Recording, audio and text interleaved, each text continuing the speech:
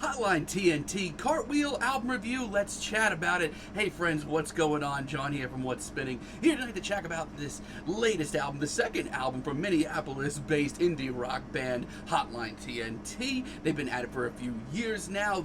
Last time we heard from them was with their debut album 19 and Love. And this was a grungy, grimy indie rock anthem with a lot of nods towards the past of the genre. It's had some lo-fi riffs, super passionate vocals, and I did really enjoy it. A lot of this album was, thinking back to the 90s indie rock sound, but they were doing it with a lot of heart and passion.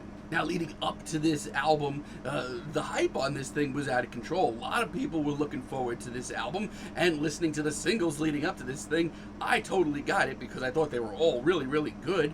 And yeah, the hype is real, my friends. This album starts off with Protocol, and from the word go, I am just so happy.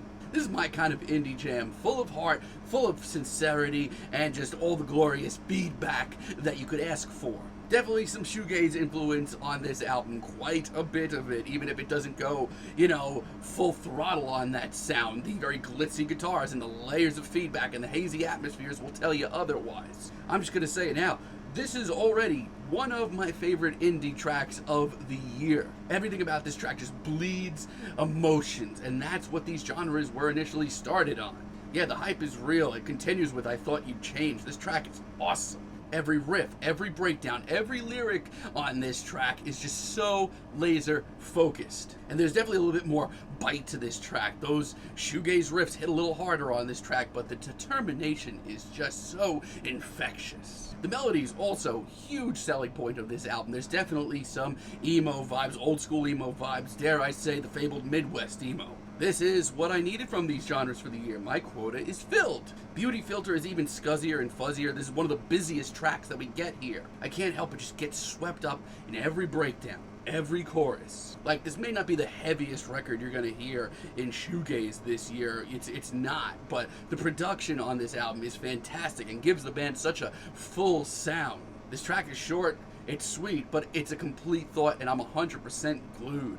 History Channel shakes things up just a little bit. This track may not be like lighter, so to speak, but it's definitely airier. It's super melodic, and it continues to just bleed emotions at every chorus.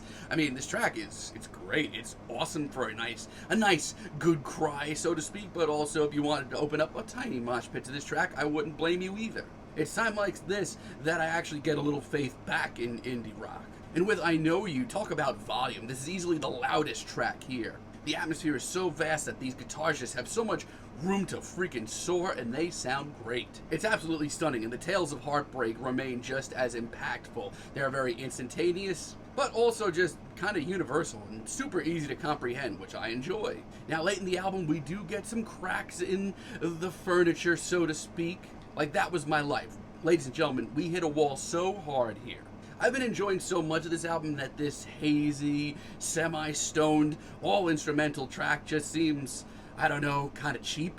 I mean, this can't just be for aesthetic purposes because they already nailed that. We did not need this. It's actually really heartbreaking. And BMX, for a more standard track from the band, this is easily the worst one of those. A lot of this track to me just seems pretty rehashed, which I did not expect to hear on this album. I mean, the riffs sound really recycled and just kind of awkward, and this vocal performance is shockingly phoned in. It's pretty shocking, but outside of that, this is the indie rock album for the year that I needed and craved, and it is really, really good, as is Son-in-Law.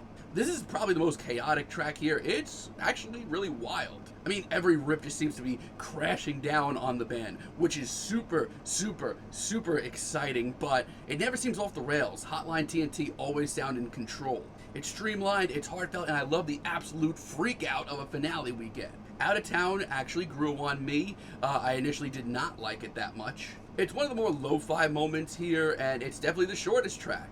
It's one of the more lo-fi tracks, and it's also one of the shortest tracks here. It's got that lo-fi, gritty energy to it, but it remains just as passionate and lovesick. It's got that great 90s sound. It's so simple, yet so incredibly effective.